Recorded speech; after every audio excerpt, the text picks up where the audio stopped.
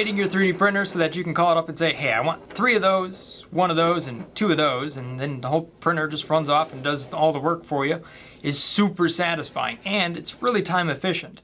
So in this video here, I'm going to tell you how I've been doing it for the last couple of years, and maybe you'll pull some inspiration from it and give it a try yourself. Not only that, there's some new things coming online. It might give you a taste of whether or not an automated 3D printer is going to be right for you. But before we get into all the nitty-gritty details, let's talk big picture. What are we trying to do here? In order to make this process work, there's 4 things we're going to need to do consistently. The first one is pretty obvious. We need to be able to 3D print this part reliably. The second one is to make sure that that part can automatically release from the surface. The third is to clear this part automatically so that the print bed is completely clean. And then the fourth one is to start up the next part. Not too complicated. That said, there are definitely a lot of little details that we need to get just right in order to make this work over and over again so that you can plow through your entire spool producing, I don't know, 100 parts or so. And when you start to look at the large numbers, you start to realize that you really got to have the process down to a science. There's no art about it. You see, it's a bit like a pizza. Boop. Now the secret ingredient to what makes this work is we get parts to release from the surface at a specific temperature. So therefore, there's a slight limitation on what we can and cannot use. So the print surface here is absolutely critical to this operation. For that, I'm just using the standard coated black glass. It's very common. You can find it on your Creality 3D printers. You can also find it in larger sizes on, and just slap it on whatever printer you have if you don't already. So that surface is what this process revolves around. So if you have a surface that's a bit more grippy like this or something a little bit different, this is not going to work the same for these types of surfaces. Not only that, we also have a limitation with the type of materials we can use. So the materials that I can get to automatically release, ABS is definitely one of them, ASA works, and then anything that is polycarbonate or a polycarbonate ABS mix like PC Max, that works as well. One material that's a bit hit and miss would be nylon. However, I've really only worked with Tallman 910 here, so it may not be your average sort of nylon material. This tends to work with smaller parts, but you got to be a little bit careful. The final piece to the puzzle here is going to be a Raspberry Pi running Octoprint with the PrintQ plugin. If you haven't tried one of these already, I definitely would give it a try because it's a great way to remotely manage your 3D printer, plus loads of plugins, loads of fun. Who doesn't like that? So, just to repeat that, you need a brain, you need the material, and you need the right print surface. If you have all 3 of those, then you're good to go. So yeah, this process here I know works with ABS and the materials like that. However, if you've got a different sort of build plate and you know that that works with something like PLA or PETG, that would be great to know about if you want to leave it in the comment section below. So far I haven't found anything that releases at kind of a reasonable temperature reliably, but I'm definitely open to more experiments and possibly a follow-up video. Now let's go ahead and step into a project here where we're going to use this process to automatically print some parts that we can then go ahead and use. Alright, so let me show you this process by running through a project here where we can create a little pusher for our 3D printer, as well as a little internal baffle here to control a little blow-by that you might get if you're running an Ender 3.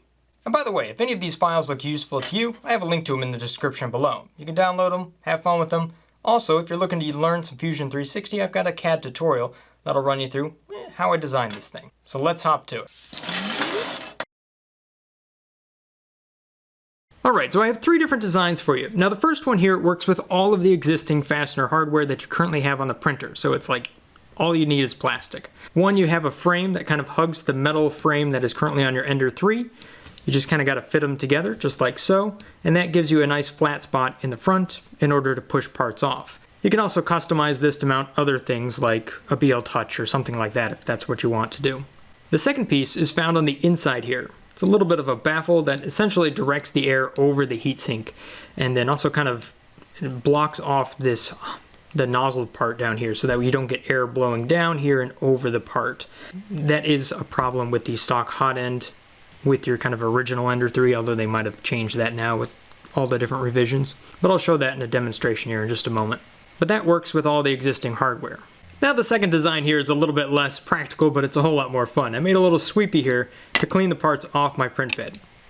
It's worth mentioning though that this requires a little bit of fasteners or something in order to actually get this hot end all assembled correctly. But gives you some ideas. You can definitely customize this and have some fun with it. Now the third design is one you've seen me use quite a bit here, but this is a very custom design. It gets away from the metal, lightens things up a little bit, but for the most part, what this is really doing here is avoiding any sort of unintended part cooling, because I was at the time doing a lot of hotter material stuff that had to be printed really, really thick, so I had to do everything I could do to avoid any sort of part warping and whatnot. So this pulls in air across the heatsink from the back and then exhausts it out, up and away from the part. There's basically no blow by with that. So this does require a fair amount of different little fasteners and stuff and custom fans. These are 30 by 30 by 10 blowers, and you should definitely get the ones with the ball bearings, not the sleeved bearings, because those are terrible and they'll just break on you. But the ball bearing ones here have worked for thousands of hours thus far and continue to work great. Since I'm making some changes to the hot end here, I really wanted to verify from a thermal perspective that things are actually going to work and see if they actually improve or not. So what I'm doing here is a little bit of an experiment. I'm inserting a thermistor inside of the actual tube itself. This goes down inside the Bowden tube, and I'm locating the thermistor all the way down here in the heatsink at that location. So right where it ends and transitions into the heat break. I'm also adding a second thermistor to the inlet so I can measure the difference between the air going in versus the temperature inside of the heatsink. That way I can measure the delta, or the difference between the two temperatures. So for this experiment, I'm setting the temperature to 220 degrees Celsius, and then I'm letting it run for 10 minutes just to kind of heat up and stabilize. So the results for the completely stock setup has the temperature going in at 22.7, then the internal temperature there is 43.3 degrees, with a delta of 20.6. You can also see the air here. I'm using a little flag just to kind of show you that, yes, there is air that actually blows down past the nozzle. This is just the heatsink fan, so the part cooling fan is off. You can see just how much wind blows by there. Now with the baffle installed, we can see that the delta temperature has actually gone down to 17 degrees. So the air is being directed over the heatsink more effectively, and therefore it's running a little bit closer to the input temperature. Now there still is a little bit of blow by here. You can see it with the flag as I move it over the nozzle. It's an improvement. It isn't blowing it quite as hard, but there definitely still is a little bit of air leaking out around that baffle inside of there and will cause a little bit of part cooling, but not as much as the previous setup. Now for my third design here, the real custom one, you can see that the input temperature is a little bit hotter at 28.6 degrees Celsius, which means that the internal temp is at 48.6. You can still run PLA, but those numbers are a little bit higher. I think it has to do where I'm drawing in the air. The delta temperature here is at 20 degrees Celsius, so a lot like stock. The big benefit here is how little air is blowing past the nozzle. You can see that it is just dead calm down there, and all of the air is being thrown out above the heater. So you can see the pros and cons there. It does run a little bit hotter, but at the same time, it's really designed for those hotter materials that don't take well to part cooling.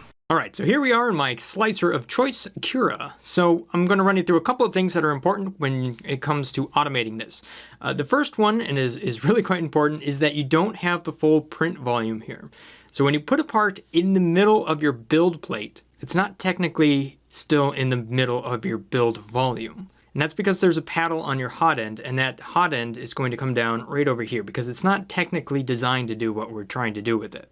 So what I like to do is make sure that I always offset this from the middle, in my case about 25 millimeters. That gives me a little extra room in the back so that I don't accidentally bring the hot end down on the part. Now what I like to use for my build plate adhesion is the brim. And I'm going to use a brim count of 10. You don't necessarily need to always use this much. It's just what I like to use for ABS. I find this gives me good consistent results. Even if the part itself doesn't necessarily need that much, I tend to always kind of have a little extra build plate adhesion because you don't know from one part to the next if it's always going to be perfectly consistent. So a little bit more is better than not enough. If you have too much brim like this, it might still try to stick to the bed below a certain temperature. You really want it to release, so that's where kind of finding that balance is important here. So for me, that's a brim count of 10. Now let's say we want to print more than one part on this build plate at a time. One of the cool things that we can do here is actually use the brim to attach these parts together so that when you go to physically remove them, they all move as one part. So let's say I have all three parts like this. So you can see in this example here, the brim is actually kind of connecting the two parts together. So when you go to push on just this middle part here, these other two parts will be able to move as well. I typically use this setup for small parts, like these keycaps. It wouldn't take very long to print one of those, but you don't want to wait for the whole thing to cool down and then heat back up just to print the next one. Moving to our printer now, inside of Octoprint, there's two plugins that we can use to get a continuous print. The one I've been using for several years now, since it was posted back in 2018 from Michael New, can be found in the link in the description below. However, you will have to manually install that. So there is under here installation instructions. I like this one because it works pretty simple. So if I go over to my print queue, all I do is hit load on the actual part that I want to print, add it as a copy, and then go down here and I can add the next one, right? And then I just say how many of these I want. So what it will do is it starts up here, it'll print 4 copies of that. After that, it comes down here, prints 5 copies of the next part. Really, really simple. You just click print and let it run. And right down here is the script that you use to kind of clear the bed in between parts, which I'll talk about more in a minute. And if you want a detailed explanation of why I do what I do, I've got a separate video for that because it's just a little bit too boring for this one. Now, the second option for your plugins is continuous print. This one's a lot easier to get to. So to install this one, just go up to settings, jump down to your plugin manager, click get more, and then search for continuous print, and then click install. And go ahead and restart. Dun dun dun dun. Oh yes, all the notifications. All right, so taking a look at the continuous print plugin here, you can see that we have the files down here, as opposed to just loading them and clicking the little plus button. So over here is just all the different files in my printer. You're going to find which one you want and click the little plus button next to them. Now the code that clears the bed, that's actually going to be found over here in the settings, under continuous print. You can see that they have a default script here, which you can modify to fit your printer. So I have my own script that I've already figured out. So I'll just put that right here. In case you're wondering why I have so many M190 commands here, it's because I just, my heated chamber takes a long time for things to cool down. And the wait timer, I guess, can actually time out a little bit too quickly. So I want to make sure, beyond a shadow of a doubt, that it gets down to 45 degrees before I let it move and do the rest of the clearing. So this is my hammer, and the temperature is the nail. It works. All right, so with my files selected, all I gotta do is hit Start Queue. It's gonna print off the first part, clear the bed, and move on to the second one. Here you can see the printer in action in between parts. On the left, you can see the temperature graph. It's waiting to get down to a temperature where we know the parts are going to automatically release from the print bed. After that, it then goes through a motion to sweep the part off, and then it heats back up to start the next part. It's pretty simple. So what makes a printer like this reliable enough to where I can run 100 parts through it in confidence and know that it'll actually work each and every time? Well, I think it comes down to 4 main things. Number 1, the most important thing here is the bed level. This has to be perfect. When it comes to actually setting up the level in the first place, obviously I'm going to do my paper shimming, get all that right, but I can also use a dial indicator like this, get that set up and move it from spot to see if there's any high spots. Really just doing everything possible I can to get it just right and not messing it up. So if you can avoid touching this surface at all with your fingers so that you don't get any grease on the actual surface itself, and you can avoid removing this glass from the metal below, all of that's going to help you keep your bed level. Number 2 is going to be material. Using a quality source of material is going to save you a lot of headaches. The reason is because I've used some, either old ABS that I had or just the bargain bin stuff that I was able to get for really cheap.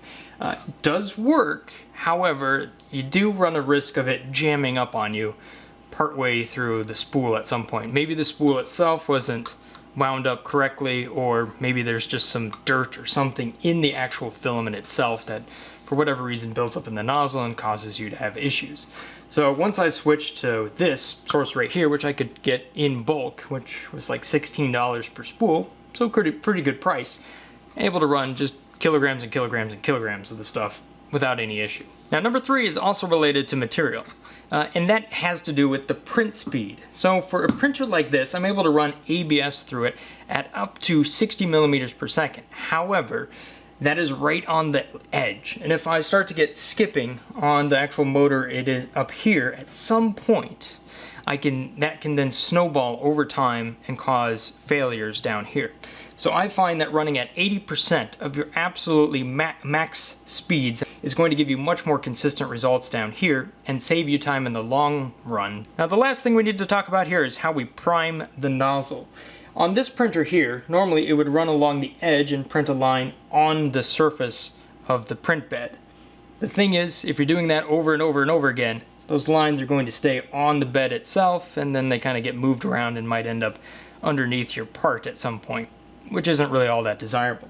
So what I've done is I've changed my startup G-code so that I prime the nozzle off the bed here, get the nozzle really, really close to the bed, and then quickly move it back to trim off the prime, filament down there. So here's an example of a project that I did a couple of times. So in this example, I went through 3 kilograms and made 150 parts in a little over 3 weeks. And that's all thanks to the printer just being able to run 24/7.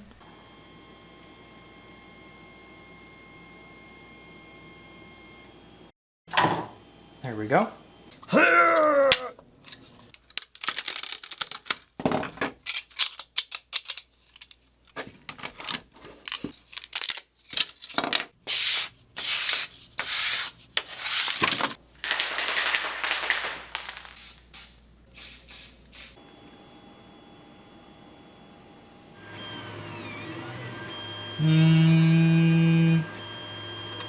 Not quite. The real world strikes again.